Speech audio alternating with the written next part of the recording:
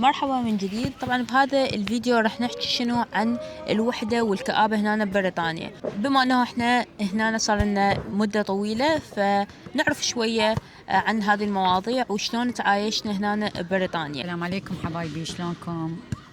طبعا اريد اقدم لكم نفسي. اني استاذة بعلوم نفسية وتربوية، كملت بجامعة المستنصرية، وراها درست معهد معلمات. عندي تجارب كلش هواية عن القلق، عن الخوف، الحالة النفسية، عن الكآبة، كل شيء اللي يخص الإنسان من اضطرابات عقلية ونفسية. وما شاء الله صرت بس أشوف الإنسان أعرفه هو حلله من خلال شخصيته. اليوم راح نحكي لكم عن الكآبة وليش الإنسان يصير الكآبة، وليش يصير عنده القلق، وليش يصير عنده الخوف، ويصير عنده المرض النفسي أو الاضطراب العقلي والنفسي. إن شاء الله أكون عند حسن ظنكم. فهسه شنو هسه راح نسأل أمي، بما أنه أنت هنا صار لك 15 سنة تقريبا، شلون تكيفتي هنا؟ وأكو هواي ناس تقول إنه إذا ما تكيفنا ليش ما ترجعون للعراق؟ ماكو إنسان يتغير من مكان لمكان ورأسا يتكيف وياه أو يتعلم عليه، مستحيل. ليش؟ لأنه الإنسان لما يجي كبير يعني مو مثل لما يجي طفل.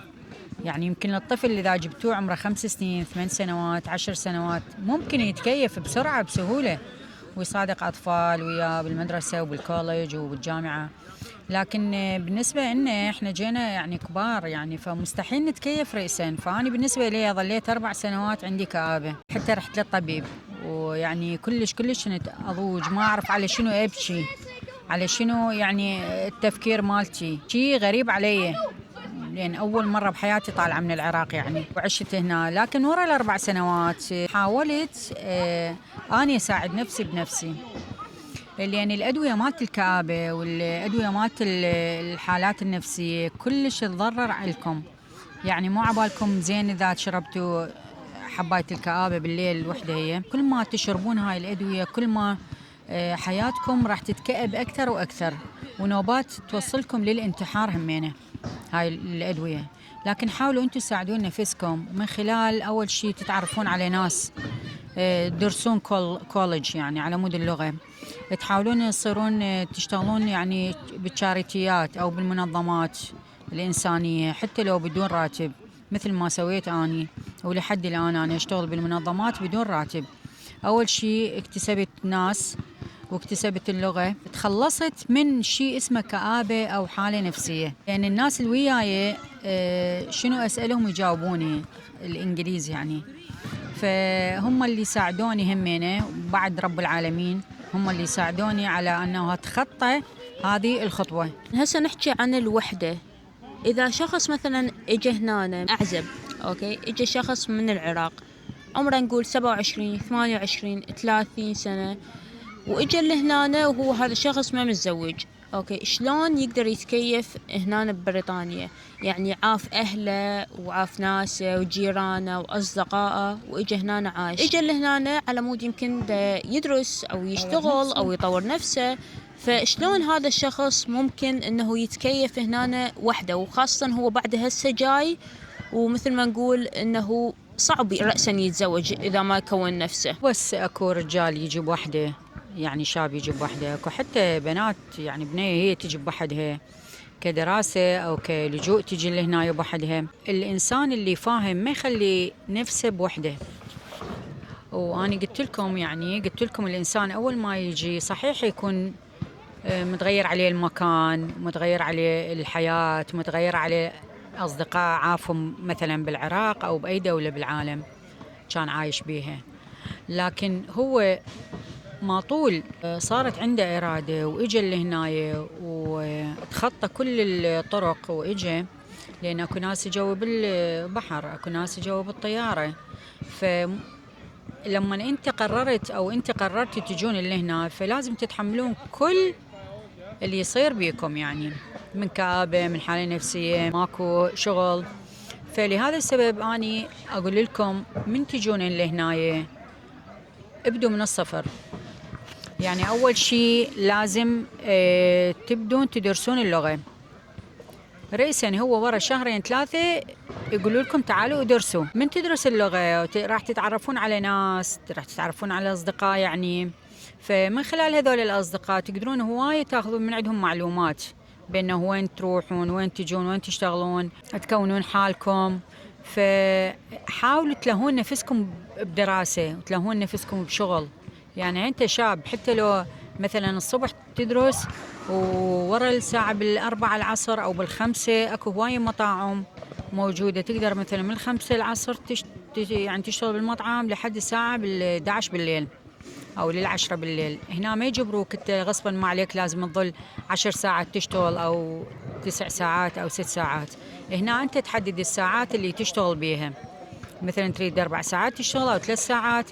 فهذه همينة تساعدكم على أنه تخلصون من الوحدة مالتكم، الدراسة والشغل، عدم التفكير بالأشياء الماضية، الأشياء السيئة اللي أنتم كنتوا مثلا عايشين بيها بالعراق. ماكو إنسان ما كان يعني ما عنده مشاكل. كل ما تفكر بالشيء السلبي راح يرجع عليك بشيء مو زين يعني. فدائما نفكر بالمستقبل، شلون تبني حالك، شلون تبني مستقبلك، شلون تفكر تجمع فلوس، ما تبذر فلوسك على ملابس، على ناس، على أشياء العفو تافهة يعني. لكن بس خلي فلوسك على الأكل والشرب وعلى مود تجمع لك مبلغ بالحياة يساعدك على زواج. أنا مو بس أحكي على رجل، يعني حتى المرأة بالمستقبل تحتاجين انت فلوس. يعني مثلا عندكم صارت عملية، مثلا صار عندكم أسنانكم مثلا تريدون تسووها، فلازم نخلي لكم فد مبلغ على صفحة على مود لا تدانون من أحد ولا تحتاجون غير بس رب العالمين. فبهيك حالة انتم راح تتخلصون من الكآبة، من الحالة النفسية، تتخلصون من المشاكل والضغوطات النفسية اللي صارت بكم هو بالعراق أو هنا أو بأي دولة بالعالم. ترى شوف الضغوطات النفسية مو شرط لما تطلع لأوروبا، يجوز يعني أكو ناس بالعراق وكانت عندهم ضغوطات نفسية، فمو شرط الإنسان يطلع لأوروبا ويصير عنده حالة نفسية أو الكآبة.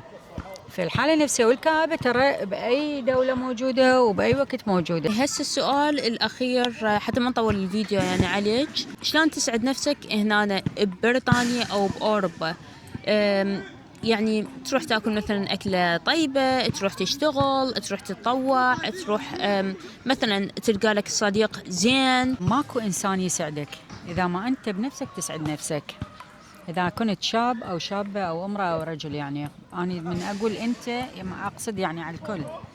فأنت تقدر تسعد نفسك تروح للجيم، تروح تاكل بالمطعم اللي تحبه، مثلا تروح تتمشى يومية كرياضة، تروح صديقك تشوفه بمقهى أو تشوفه بمطعم أو تشوفه بحديقة. الشغل اشتغل الأسبوع كله عادي ودرس الأسبوع كله، لكن عندك السبت والأحد عطلة، تقدر بهاي اليومين تسعد نفسك وما تخلي نفسك بحالة تعبانة، أو إلا إنسان يجي يسعدك، زوجك يجي يسعدك أو أختك تجي أو أبو، يعني بأي واحد بالعالم يعني إنسان. فأنت إذا ما ساعدت نفسك وإذا أنت ما تحب نفسك فأكيد ما راح تقدر تحب الحياة ولا راح تتكيف بها. وصيتي لكم دائما ونصيحتي بأنه لا تعتمد على أي بشر غير بس على رب العالمين. تصلي وتندع من رب العالمين بأنه رب العالمين هو اللي جابك لهاي الدنيا، وهو الله اللي هو يرزقك وينطيك ولحد ما يرضيك، واللي سوف يعطيك ربك فترضى. فاعتمادكم خلوه عليه الخالقكم. إن شاء الله تنساعدون، وإن شاء الله حياتكم تكون كلش سعيدة وكلش مرتاحين يا ربي. وحاولوا الأشياء السيئة لا تفكرون بها أبدا. أشكركم هواية ومع السلامة. باي باي.